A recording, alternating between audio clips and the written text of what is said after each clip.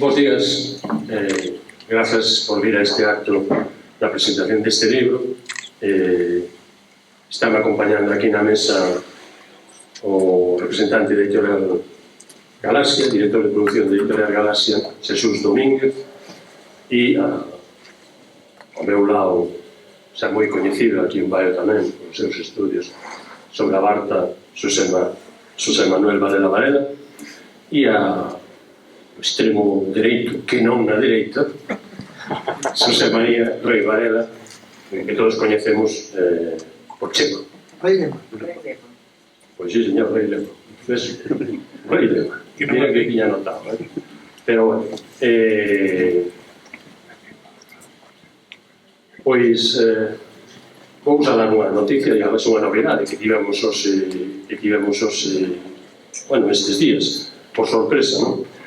Coñecíamos a familia que queda de la Barta, pero non coñecíamos a que unha rama que está en Noia. Entón, dar a benvida tamén aquí a Ángel Labarta, que é de Noia, e é familiar tamén de la Barta, non? E trouxemos unhas fotos que vamos a escanear e depois poñeras aí na exposición que temos sobre la Barta, dos pais, o pai e a nai de la Barta.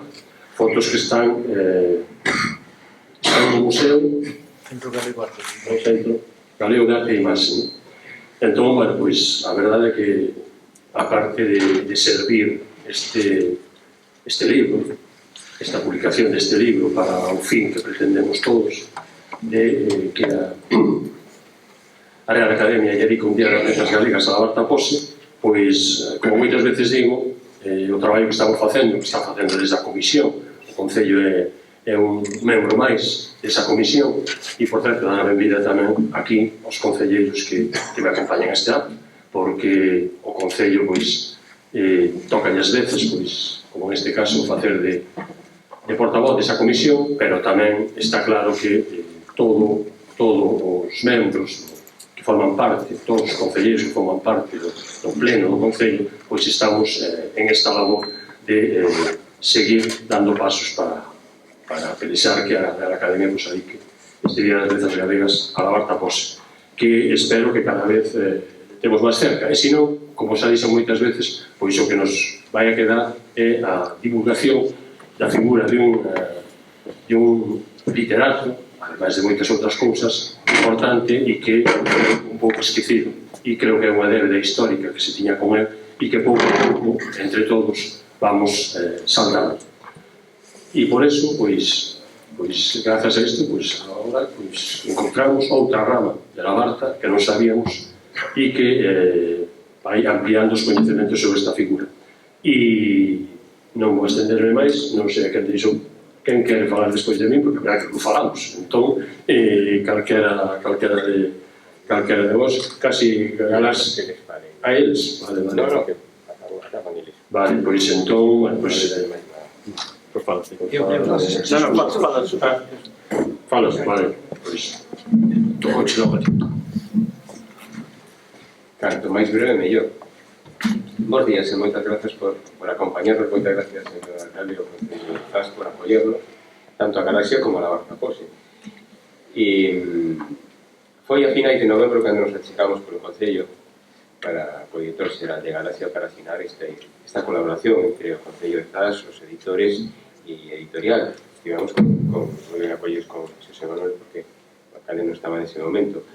E iso o único que fai o que fixo foi realizar o compromiso que ten Editorial Galaxia coa recuperación dos nosos devanceiros esquecidos, moitos deles, como o caso de la Barta, e outros coetáneos seus que estaban opacados polo fulgor do resurgimento dos seus integrantes. La Barta foi un abogado que quiso vivir las letras. Para iso compuxo con fins concursivos gran cantidade de poesías, algunhas delas aquí se recollen, quedan moitas ainda por aí. E onde destaca, sobre todo, a súa vertente como editor, que é unha parte que a mí me interesa desde a miña faceta profesional de edición. Ele levou adiante publicacións dentro do ámbito xornalístico, a parte de colaboracións con moitos xornais, donde colaboraron persoeiros moi interesantes da súa época, desde Pablo Bazán a Valle Inclán, Curros, pero tamén foi un innovador, foi fotógrafo, foi introductor do fonógrafo en Galicia, foi un dinamizador cultural, e como escritor tocou todos os palos, foi poeta, narrador, dramaturgo, como dixen, xornalista, e isto resúmense moi ben no parágrafo final da conta desta antoloxía que me permiten que lla lea. Por tanto, mando unha pluralidade de voces poéticas, Enrique Labarta levounos un conxunto de textos que son espello dunha temática variada que parte da liña intimista e navega polas procelosas augas do humor satírico e a denuncia de corte social. E isto é extensible a toda a súa obra. Aínda que foi etiquetado como un poeta humorístico, como un escritor humorístico, mellor dito, do que ele nunca renunciou, e máis, unha das súas cabeceiras foi a aplicación Galicia humorística. Pois foi un autor tamén costumista, sentimental, de sátira social, e cultivou xéneros, todos os xéneros e todas as temáticas, temas como a xustiza social, a inmigración, a defensa do galego, o feminismo e o animalismo, si lle podemos chamar así para aquel tempo, desde hoxe sí, e Chema trata isto, como comentábamos ahora con Jorge, nun artigo que está a punto de seguir na revista Grial, moi interesante sobre este aspecto. En definitiva, un escritor de aquela que é actual hoxe. Entón, tenemos aquí unha antoloxía con 40 poemas que nos achegan a un bálsamo de Figabrás, que me permiten a chiscadela, e do que esperamos que, antes que despois, consigamos, coa colaboración das administracións e da sociedade civil, que encabeza esta comisión que Jorge leva encamiñado como cabeceiro para levar adiante este proceso de adscripción de dominación das letras galegas nun futuro próximo, pois dicía que a ver si se consigue levar adiante este proxecto que desde López Alente non cae por estas terras, xa van alá máis de 53, 54 anos, non van máis as contas, e permitan que acabe para que falen que realmente sabe o que teñen que dicir, con unha xeitosa estrofa de Labarta. Probasta xa de parvadas e versos e trapalladas, que o meu curmán Pepe Roura sei de fixo que me voura, se vos digo máis curradas.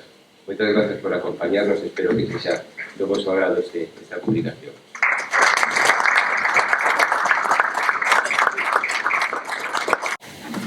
Hola, bons días. Moitas grazas por estar aquí a todos os veciños de Baio, da Redonda, da comarca e arredores, os concelleiros de Zas, un agradecemento ao Concello por seguir traballando a prol de Labarta, apoiando esta antoloxía poética, en unha que nace precisamente de outra actividade que o Concello fixera, que é unha xornada sobre Enrique Labarta o ano pasado, onde aí naceu a idea de un pouco por parte de Milo Villar de recuperar a súa poesía cunha nova edición, e foi cando nos pusemos un pouco en serio a traballar coa colaboración do Concello. Entón, pois, grazas a generosidade dunha editorial tan importante como Galaxia, a quen lle agradecemos que incluíse este autor outra vez no seu catálogo, pois así naceu un pouco este libro. Fixemos unha antoloxía de 40 poemas, tampouco querías que fose unha gran antoloxía de toda a súa poesía, senón un libro que chegase, que fose accesible á maioría da xente, que non seise moi caro, para que Labarta realmente estivese outra vez na rúa e estivese coñecido polas novas xeracións e por algunhas non tan novas que hai tempo que non podemos expoñer da súa obra poética, e esperemos que no futuro se engada tamén a narrativa e a dramática. Un dos objetivos que nos pusemos ao facer este libro é buscar outra visión da obra de Labarta. como ben dixo antes Jesús, Labarta sempre foi tido por un escritor humorístico, toda a súa produción estaba sempre tinguida do humorismo, porque Labarta sí que era un escritor moi satírico, sempre buscaba as voltas a todo o que escribía, pero quizáis ese humorismo do que foi un pouco circunscrito, pois restou un pouco de credibilidade diante do panorama literario galego, non? Pois nós pretendemos aquí ver que detrás dese humorismo había moito máis, facer unha escolla das súas poesías vistas desde outro punto de vista.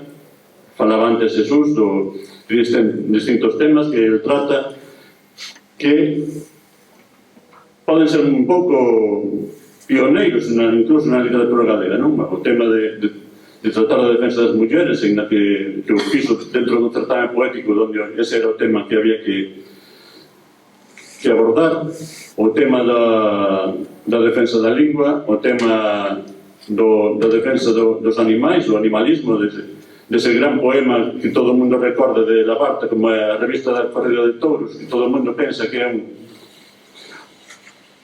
un poema humorístico onde se ríe das corridas de touros, e realmente é un poema que está criticando que en Galicia que existan esas animaladas de mallar os becerros, que os becerros, para que se usan os galegos, é para traballar, que era para que os querían, non? Etcétera, etcétera. Pois nós, a través deso, pretendemos darlle outra visión a Labarta.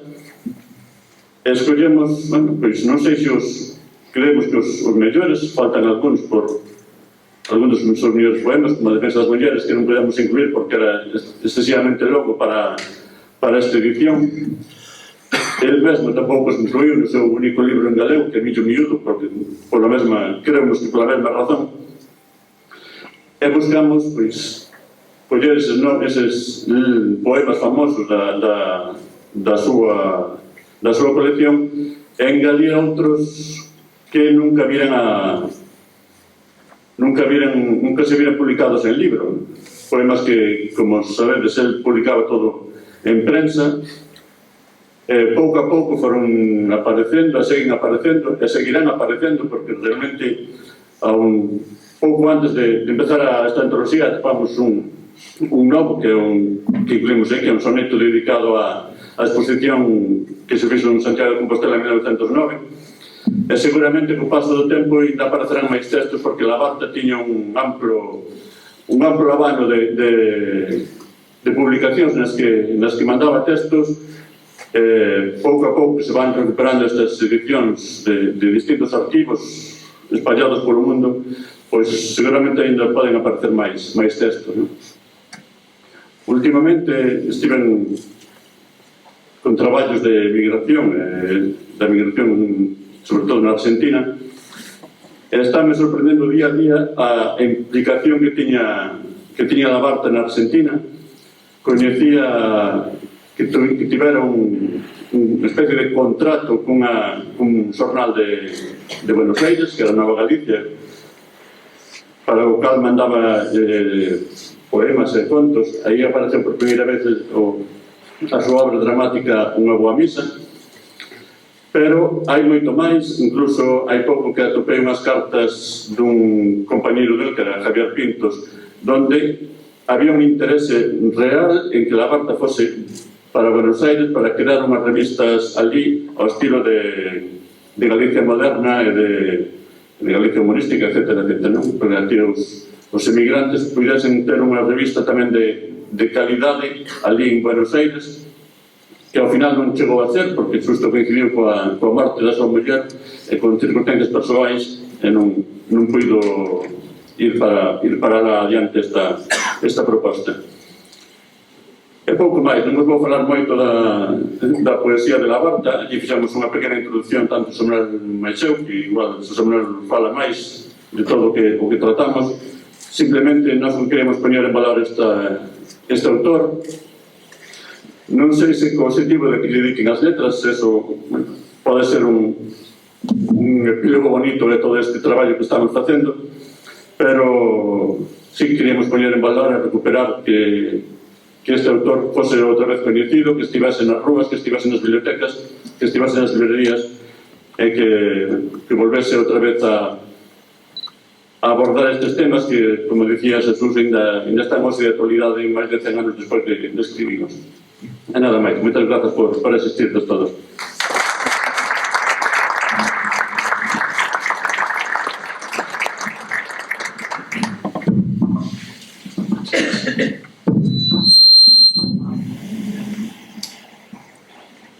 Escoítase.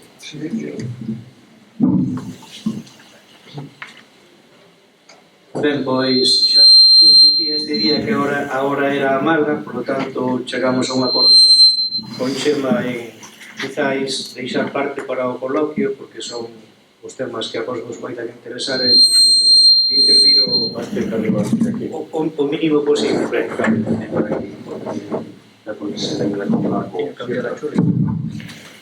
Sí, cambia chuleta, Os agradecementos, non? Gracias por virdes, hai xente que ven de Santiago, de Ceo, de Ponteceso, de Malpica. De Malpica somos dous sós. De Carballo, Uxía, de por aí, non? Entón, esta, xa, así medio de broma, unha presentación vermú, falta vermú, pero é hora do vermú. Ben, a Comisión Letras Galegas na Bartapose, porque leva desde a década dos 90 loitando aí, e me parece que hai moi poucos escritores que tiveran tanto espazo de tempo loitando por unhas letras galegas. Sei que houve autores como Blanco Torres, Delgado Gorriarán, os que coincidimos nalgún tempo aí na loita, non? Pero desde a década dos 90 30 anos loitando porque la Barta tiña as letras galegas. Un académico sen ser académico, porque foi proposto para académico, pero ao marchar para Barcelona, pois, ao final non podía acudir ás reunións, non? E o Concello de Zas, unha anécdota destas cousas que non se contan, ou que se contan en petit comité, aquí convén contalas en público, non? Hai 2-3 anos deu a exposición que agora está en Santiago ao Colexio Fogar de Santa Margarida, onde traballo eu. Entón, traslado, montaxe por parte dos traballadores do Concello, e cando acabaron, bueno, pois agora tomamos un café aquí na cafetería do Cedro, non marchamos, quer dizer, unha profesionalidade dos traballadores que non quixeron nin tomar café nin o día da montaxe nin o día da desmontaxe. Pois xa que tenes marcado o horario, pero eran cousas de 5 minutos, non? Bueno, pois exposición que xerou unha serie de material didáctico que anda circulando por aí, está tamén posto na web do Concello. Xente da categoría de Carlos Medrano, que traballa a lingua, a literatura desde o punto de vista máis práctico, é o autor dos xeróglifos de la Voz de Galicia, de acordo?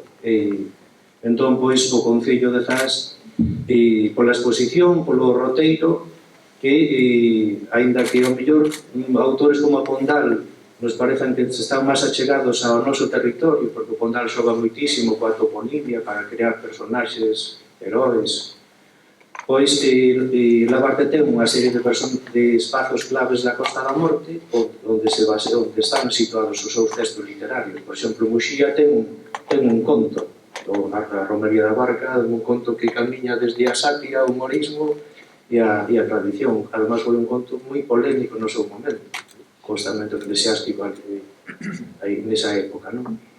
E, bueno, pois, o respaldo a esta antoloxía, non? Ainda comentábamos antes de entrar na mesa que un libro destas características, pois, necesita un respaldo, porque no mercado non sobrevive, non? Os libros que sobreviven son os de texto, que hai que comprar sí ou sí, os de Manolo Rivas, porque xa ten hai múltiples miles de lectores, e despois os que poñemos os profes no ensino. Despois os outros libros sobreviven grazas ao respaldo. Entón, é fundamental o respaldo do Concello. Que la Barta forme parte da colección clásicos letras galegas, junto con Rosalía, Canqueirades, aí por aí. Non é unha colección moi extensa, moi grande. Estamos mirando por aí, bueno, pois continúa. La Barta debutou en Galaxia cos contos, que por certo presentamos nun día, estaba recordando un día de inverno aí nun baixo de Casa Cruz, que foi, a aparición dos contos, pois, foi un paso para divulgar a labarta desde a década dos 90. Esa edición foi base para a edición dos contos da Biblioteca 120 de la Voz de Galicia, que se sacaban, de cada título, cantos miles se sacaban? 40.000. Nunca a labarta pensaría que dos seus libros se sacasen 40.000 exemplares, que estarían desde o quiosco do concello máis pequeno, entón unha divulgación enorme. A chema, porque como filólogo de aquí, e tamén por aí, la voz dicía, o lema está sempre dicindo que eu sou o máximo coñecedor de labarta, ben, pois tocoume aí unha parte de remexer nos papéis, pero hai moitísima xente que controla de labarta, cada quen controla desde o seu punto de vista. Ángel Labarta, que é familiar por parte de tíos do pai de Labarta, pois hoxe en día temos unha lección de xenealoxía familiar, de acordo? E un familiar dele era o padriño de bautismo, a madriña de bautismo de Labarta. Entón, cada quen ten os seus achegamentos a Labarta. Eu tive un momento, tempo que ni no toquei, desde que fixen as edicións, aí quedou aparcado, porque hai tanto que facer que te metes en tantas frontes que non... Entón, pois, lema o que acaba de dicir, non? Lema deu un apuntamento moi interesante. Cando fixen a tese de licenciatura, o profesor e director de tese, Xosé María Dobardo, había unha idea aí que pasaba cos escritores galegos con respecto da prensa de inmigración. Se reproducían textos, por exemplo, Labarta publicou cuentos humorísticos. Algúna revista da cidade da Coruña empezaba a sacar en cada número un conto de Labarta. Non significa que Labarta lle mandase ese conto á revista. Colleron un libro e publicaban aí, non? Entón, pois, coa prensa de migración, pois, podía pasar, ou pasaba exactamente o mesmo, que aquí quedou demostrado na investigación que fixo Chema con respecto ao sainete, que Labarta que colaboraba con inéditos na prensa de migración, a cargo de que incluso lle fixeron un contrato. Que, por certo, que despois hai algunha noticia noutras cabeceiras de migración onde se queixaban que estaban utilizando textos exclusivos de un medio no outro, non? Entón, pois, ven unha liña novidosa que acaba de confirmar o que Xosé María Dobardo sospeitaba, non? Entón, era desde Barcelona, colaboraba desde a época que estaba en Barcelona, non? O libro ten o que xa se comentou aquí, non? Ten o valor, a antoloxía ten o valor de ofrecer outras caras distintas caras do humorismo. Xa na noche, no século XX, que o seu veciño, o Romero Lema, dicía que o humorismo tapou o lirismo de Labarta, non? Bueno, pois isto continúa a abrir outras temáticas de Labarta pouco coñecidas. Por exemplo, un poema publicado casi nos finais das súas vidas, non faleso galego, pois é un poema totalmente, hoxe en día, de actualidade, non? Esa vertente de Labarta que non se coñecía. O poema animalista que comentou Chema, por certo, reproducido na noche, no seu momento, na época da súa morte, e incluso cada vez que hai na noche artigos sobre Noia, entón é frecuente que se cite o poema de Labarta cando se falan dos touros de Noia, que é un poema que forma parte da identidade cultural da vila de Noia. E mirar as facianas que podían poñer en valor máis aló do humorismo. E cando se dedicou o Día das Letras a Manuel Murguía, foi sempre moi debatido como se iba a dedicar o Día das Letras a Murguía se non ten obra en galego, se solamente ten 5 contos en galego. O labor que fixo Murguía a prol da cultura galega é enorme, non? Desde o punto de vista da influencia noutros creadores como Eduardo Pondal, pero el, en realidade, a historia escribiu en todas as súas colaboracións, a historia de Galicia estaba en castelán, non? Pois dedicouse o Día das Letras con eses 5 contos. Non vos credes que Rosalía ten moitísima máis obra en castelán que en galego. Sou autora de 2 poemarios, pero ben, de gran calidade, claro. É un conto en galego, pero cantas novelas ten en lingua castelán, Rosalía. E unha das críticas que ten Labarta, por aí, que temos cuidado de académicos, é que Labarta ten moi pouca obra en galego. Ben, quizáis sexa debido a que Labarta é fillo dun tempo, é fillo do tempo do regionalismo. E Alfredo Brañas, o seu compañeiro de Santiago, fixo 2 importantes documentos onde trataba a literatura galega. Un deles é a introducción a Bálsamo de Feirabrás, un libro bilingüe, e outro é o seu regionalismo. Entón, na época do regionalismo, a literatura galega era a que se escribía en galego, a que se escribía tamén en castelán. Consideraba autores en castelán como autores da literatura galega. Non podemos entender a figura de Labarta coa visión de hoxe. Si, Queixumes dos Pinos de Eduardo Pondal ten 80 tantos poemas, e despois a obra inédita que, ao final, Pondal é autor de 4 grosos volumes de poesía, non? Se ponemos na balanza, pois Pondal ten máis poesía en galego que Labarta, pero tamén os títulos que publicou Rosalía en castelán tamén pesan máis cos que pesou en galego. Entón, se temos que outorgarlle como un trazo negativo que ten pouca obra en galego ou pouca poesía en galego, é fillo dunha época. E, como ben se comentaba aquí, tocou todos os temas e, ademais, en momentos, digamos, casi fundacionais da literatura galega, porque, por exemplo, o teatro prácticamente colleu forza xa no século XX, a partir das irmandades, etc. E a finais do século XIX tiña moi pouca forza o teatro en galego. E Labarta, pois, ten máis peso o seu teatro en castelán, os a propósitos, pero o sainete, que se representou a finais dos anos 20, pola Coruña, Cangas e Ourense, e pois pon a Labarta como un dos pioneiros do teatro en galego. E os contos é unha...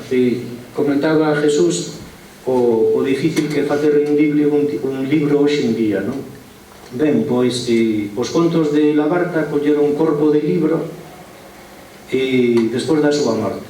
Despois da súa morte o fillo sacou 2 libros, un coa súa poesía, coa súa en galego a castelán, e outro dos contos. É a primeira vez que os seus contos en galego ou parte deles se inclúen en libro.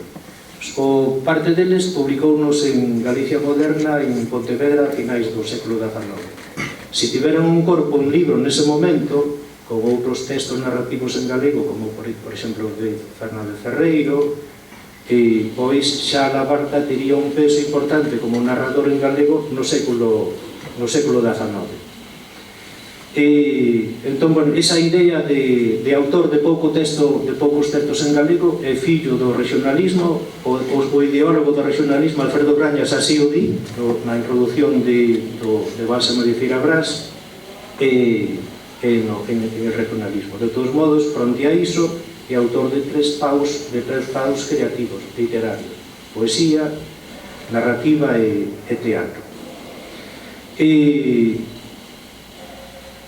É o aspecto quizás que máis valore de Labarta, que era un todoterreo, de acordo? Nas revistas de Santiago, ali publicaba Mordía, publicaban todos os autores da época. El, cando sacou Galicia Humorística, fixo un envío de correspondencia onde estarán esas cartas a todos os autores de Galicia para que colaborasen en Galicia Humorística. Entón, era unha plataforma de comunicación, como hoxe en día é calquera editorial de Enredas Galaxia, da xente que quería publicar, e publicaban aí as primeiras espaldas. Sabedes que Emilia Pardo Bazán publicou literatura infantil? Pois publicou nunha revista de Labarta, Estrato de Literatura en Pontevedra.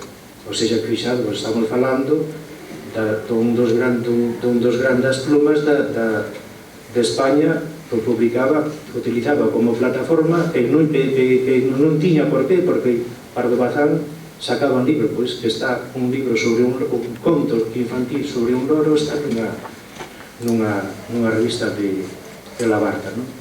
Entón ese espazo para abrirlle as portas á xente tivo dous grandes cidades en Galicia, Santiago e Pontevedra. Despois, unha vez que abandonou o territorio galego, pois dedicouse máis a colaborar, participar en concursos literarios, era moi activo en dinamizacións, participar en recitais en Salamanca, e o que comentaba Chema, mandaba colaboracións vía prensa de emigración. Entón, no día, comentábamos o outro día na radio, o día que se dirige o Día das Letras a Labarta, ou cando se celebra un centenario, non é Baio, non pode ser Baio só esta illa de Labartiana, senón que hai máis espacios, ou quen dixo que non Noia, non?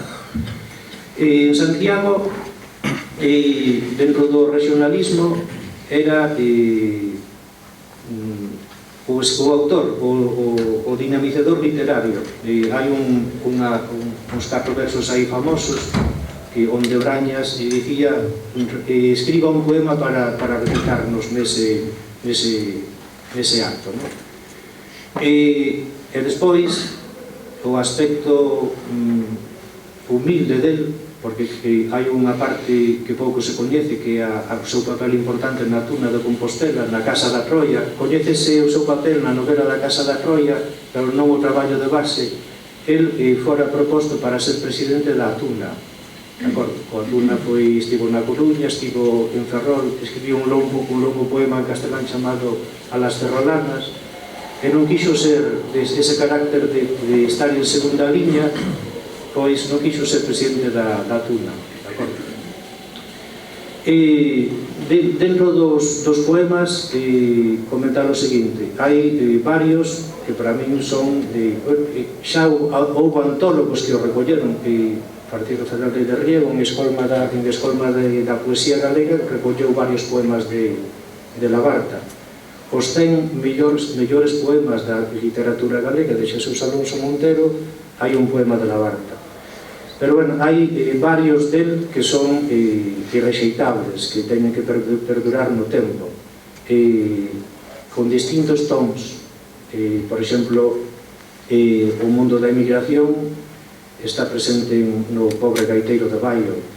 O poema máis alabado del, fixéramos aquí nas xornadas unha descripción estética, porque ao final tamén se valora a literatura polo que conta de arte, non polo que ten de emprego estilístico. Quedou demostrado que como ese poema nos está contando unha historia desde o punto de vista fermoso e literariamente, con antíteses, metáforas, repeticións, etc. Por certo, os poemas que marcaron dinamización cultural ao longo de todo o século XX, porque a fundación de Cánticas da Terra da Coruña foi un monólogo de a festa da patrona de Tabeiro, que estamos falando dunha entidade centenaria que colleu a Labarta como o poema de Labarta como elemento de presentación diante do público, non?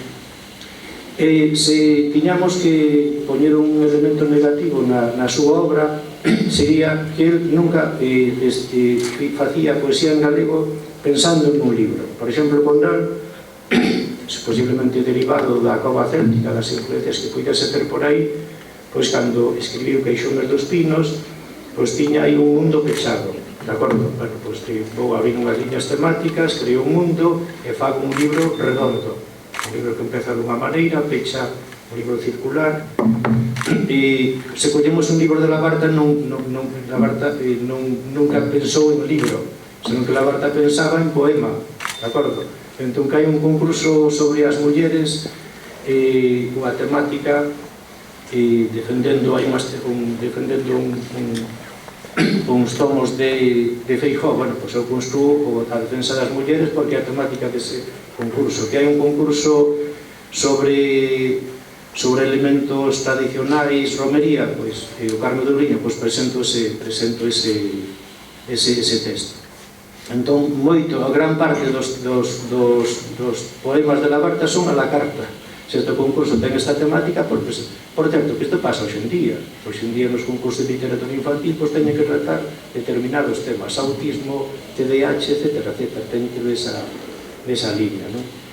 E despois outros que xa son derivados de temáticas, por exemplo, comentaba Chema a exposición que se fixo en Santiago aí en 1909, pois el fixo un soneto, pero a mí non me interesa tanto o soneto e a efeméride, senón que me interesa hai este efeméride e a quen chamamos para que colabore, a unha persoa que deixara unha impronta grande en Santiago, como era esa, cando se homenaxeou a Perfecto Feijóo no fundador dos coros galegos, Aires da Terra.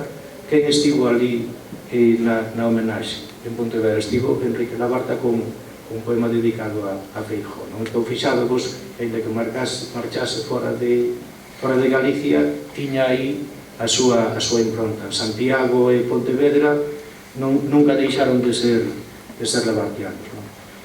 Bueno, creo que xa me estendín demasiado. Por lo tanto, para concluir, a antoloxía ten esa virtude, ofrecer novas facianas, novas temáticas de Labarta. Vai estar por aí movéndose nos centros de ensino e oxalá sexa a primeira pedra de toque para que a Academia o recoñeza no ano do centenario, que se non é neste ano 25, non sei para cando queren deixar. Gracias.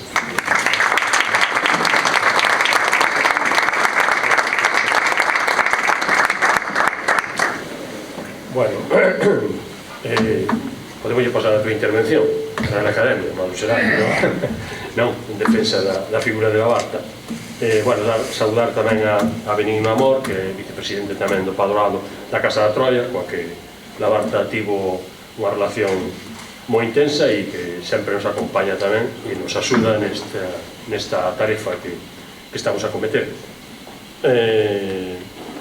Pouco máis, xa dixeches todo sobre Labarta e evidentemente pouco máis que decir, e só decir que a veces é verdade que cometemos o erro de xuzgar acontecementos pretéritos, acontecementos anteriores coas miradas ou cos presuicios ou cos conceptos de hoxendía, e evidentemente hai que ver os que existían en ese momento, sobre Labarta e sobre que din que non escribían galego.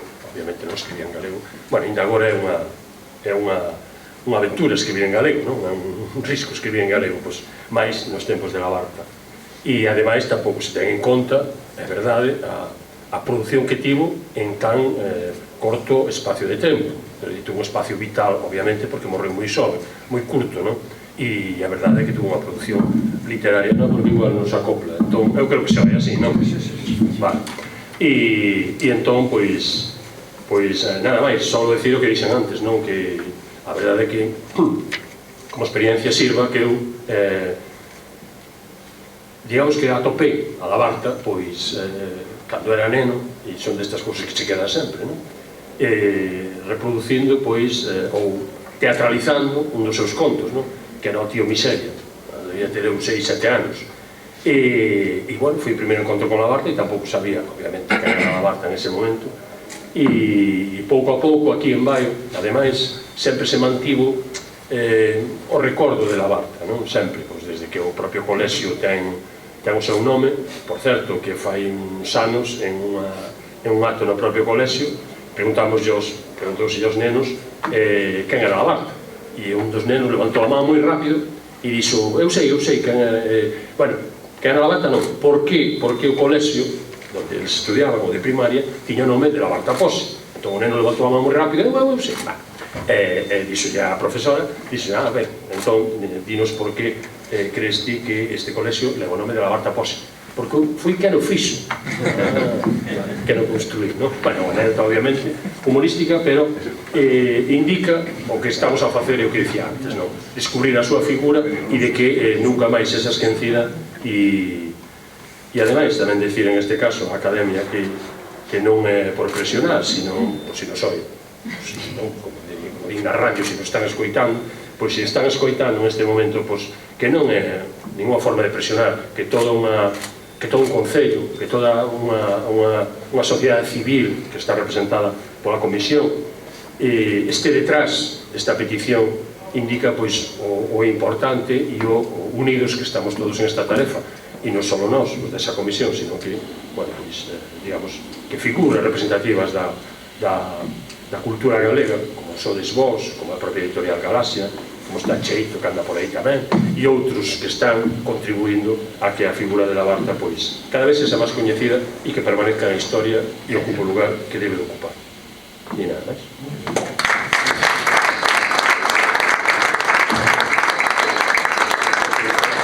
Ahora, se lle queréis preguntar algo aos editores, pois aquí os tendes e a propia editorial tamén. A mí xa me preguntades por aí en calquer momento, pero eles aproveitan. Se lle dedicar un día das letras galegas a xente que non tivo... Por exemplo, te falas de calidade, os 5 contos de Morguilla e xa está a cousa, xa non hai debate. De acordo?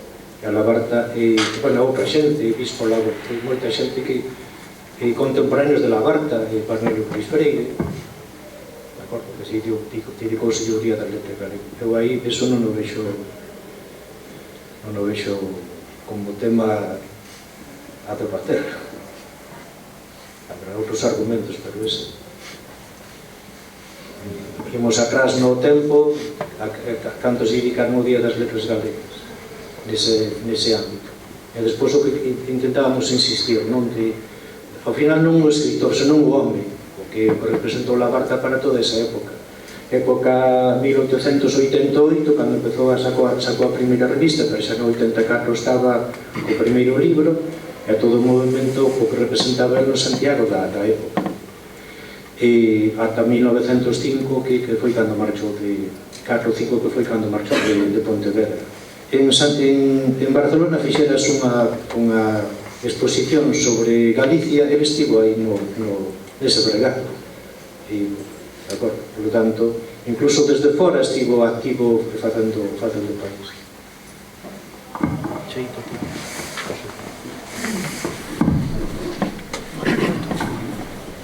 Sí, en concreto había unha persona que falamos que, claro, a falta de información lle parecía que eran ripios, e de ripios nada. Vamos a ver, nesta antoloxía demóstrase que está cheo, moitas das poesías recibiron primeiros premios a tesis ou no seu tempo. Eran os tribunais que julgaban eses, eran malos, logo. Non deles ainda estaba Burguía, o presidente da Academia. Por lo tanto, xa se demostra con esta antoloxía que desde logo está moi ben de cara ao público en xeral, que de ripios nada. Ademais, eu desde logo non entendo moi de poesía, pero li de novo todo o libro. Bueno, sono moi ben, pois lendo, recitando, etcétera, non? Bueno, os temas hai de todo, como dixestes aquí, tamén hai temas triviais, como por exemplo, pois, daden un premio, iba por las 100 pesetas, non sei que tal, pero demostraba que sabía versificar, non? Que sabía. Bueno, hai temas tamén comprometidos, como Na mellor vida de Cadro Abrego, que é algo así como unha ironía sobre o tema que estaba aquela, que era o agrarismo, non? A liquidación dos foros, a vida do labrego, irónicamente, Na mellor vida do labrego é dicir que pasaba fame, a máis non pode falar da emigración, e tamén, se ti demostrastes, Varela, o ben que está feito a festa patrona de Tabeirón,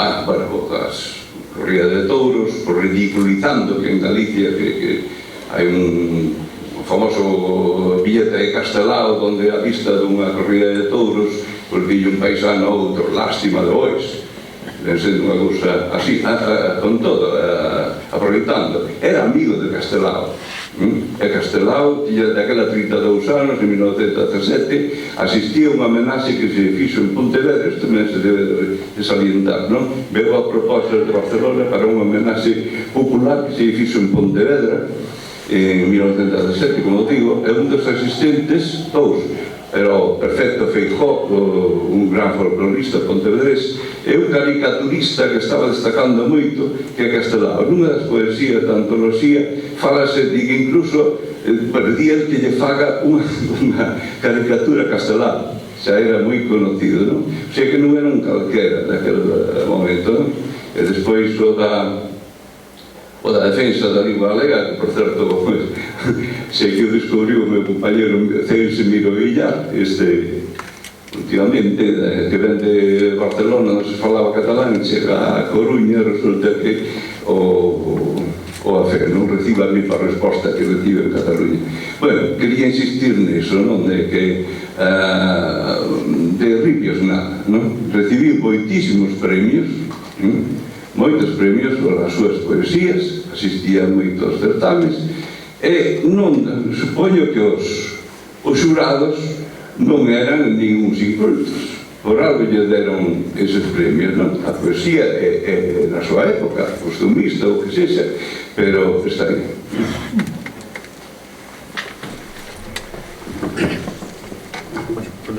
Abondando no que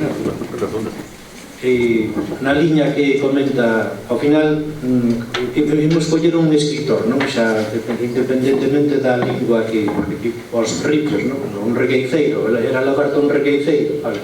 Está claro que utilizou estrofas de corte popular, de acordo? Pero na antoloxía podedes ver romances, podedes ver sonetos, da exposición é un soneto, e a métrica do poema dedicado a Curros no día da súa morte, e hai moi poucos poemas na cultura galega desa métrica, non? Pero, se por exemplo, collemos a súa obra lírica en castelán, o premio máis grande que recibiu Labarta foi o que gañou, tendes aí na exposición, un poema a la libertad, unha oda a la libertad, que gañara competindo en todo o territorio, un premio sacado en Cataluña e con todo o territorio español, competindo con centos de, como hoxe en día, pois gañas o planeta, no suposto caso de que, de acordo? Entón, pois, se temos que coller a calidade como escritor xa fora da lingua, pois esa é unha prova de que estaba lá, un autor que ten calidade. Que despois nos contos optou máis polo corte popular, non un conto de inspiración popular, pero é Cunqueiro, e Ángel Fole, despois del, os contos de Ángel Fole, de acordo, son de inspiración popular, a estrutura dun conto de Ángel Fole é de inspiración popular, de acordo. Entón temos que volver ao que dixemos aquí, temos que analizar o que se criou desde o seu tempo, non desde hoxe. Só dicirche que a exposición non está aquí, hai que ir vela a Santiago. Digo xo, o que temos. Bueno, en relación a isto, hai outra cousa que un pouco falaba antes José Manuel, de que referente a Tuna, que non quería ser o presidente da Tuna porque quería estar no segundo plano, a verdade é que Labarta vendíase moi mal. Labarta, a pesar de que necesitaba os cartos porque o de abogado non lle gustaba, realmente presentaba os concursos estes para sacar uns cartiños, vendía sempre moi mal porque sempre falaba da súa poesía como unha serie de ripios, e eso creo que prejudicaba ao longo, prejudicou non máis do que realmente era, non? Porque quedou esa cantilena de que facía ripios e que facía chistes fáciles do humorismo, e todo eso que igual na súa época lle puido dar algo de beneficio económico para chegarse máis á xente, pois tamén o prejudicou a longa porque non poñerse el mesmo en valor tamén tampouco axudou a valorar realmente a súa calidade. Algo máis? Todo o que se está falando agora respecto á concesión das letras e esta serie de escritores e intelectuais que están un poquinho deixados de lado, estou facendo paralelismos continuos con outra figura moi semellante que é Manuel García Barros, en Cairales, que precisamente é que se parecen enormemente, salvando distancias de época e situacións políticas e sociais.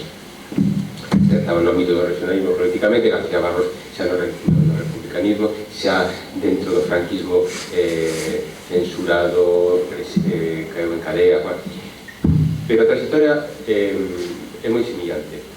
Os dous xornalistas. crearon ou dirixiron publicacións xornalísticas, escribían contos que publicaban nos xornais, escribían poesía casi toda publicada en xornais, aquí e en Argentina.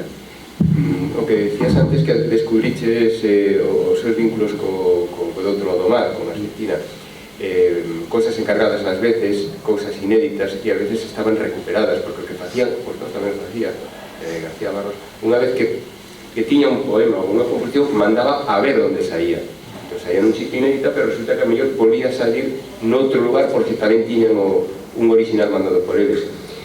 García Barros tamén, un ano e pico, estivo nas propostas de letras galegas, e pasou un pouco que lle pasa a la Barta. Está un pouco estereotipado, está encasillado pois no populismo, a poesía costumista, no Ripios nese caso non, el publicaba en Emigrado e en outros xornais da Estrada o que chamaban, por lo que foi famoso, as rexougas, que eran pequenos fragmentos parágrafos e rexoubeiro. Entón queda calificado aí e xa non se vai máis alá.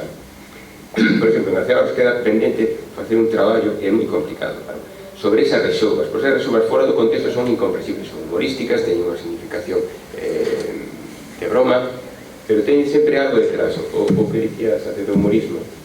E detrás do humor hai unha sátira, hai unha consecuencia, hai unha valoración, hai unha pulla. Son extremadamente paralelos. Pero sin coñecer as dinámicas internas que xestiona a concepción das letras, porque iso é algo que se xestiona internamente con unha serie de propostas, as tendencias son moi variadas. Ten que haber un apoio da parte dunha institución e dun consenso social que aquí se dá. Despois que haxa un interés sobre a valoración do personaxe dentro da academia, despois iso vai a votación, e aí xa sabemos que a veces a democracia é a menos demócrata das democracias, porque os votos son os que dan. Entón, interesante, primeiro, desde o meu punto de vista, sendo totalmente neutral dentro deste aspecto, é que as obras, os propostos estean accesibles para facer posible ese coñecemento, tanto por parte dos académicos, por ser académico tens que coñecelo todo, como por o público que se sea, que apoie, que os parece. Sí, claro, eso realmente foi unha das razóns por as que nos pusemos a traballar nesta antoloxía, dar a coñecer a obra de la Barta, porque estaba case esgotada toda a súa os seus libros que publicara a Xosé Manuel, que fixera a tesina nos anos 90. E iso creo que é fundamental, que non só que os académicos se coñezan, senón que haxa un amplo espectro de xente que se achega a la Barta no día de hoxe. Eu cito tres autores da época de la Barta que publicaron nas revistas de la Barta e que lle dedicaron o Día das Letras Galegas: Marcial Valladares, Eladio Rodríguez González. Ás veces ganaba Eladio, ás veces gañaba la Barta algún deses concursos que editaba Lema, e Manuel Euclisto, autores parellos, con poesía e con narrativa e con teatro. Algún Euclisto con moito peso no teatro e de principios do século, bueno, aí. Valladares, pois, Valladares empezou Maxina, publicouse na prensa como os contos de la Barta, e despois apareceu un libro no seu momento. As novelas de López Ferreiro publicaronse na prensa, despois apareceron en libro.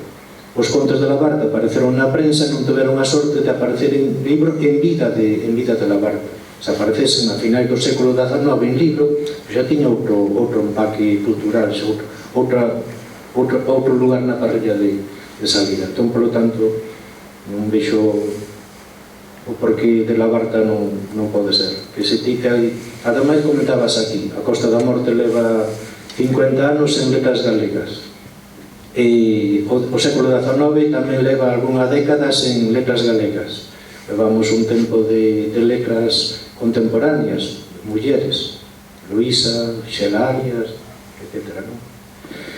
Entón, pois, esa proposta. Bueno, pois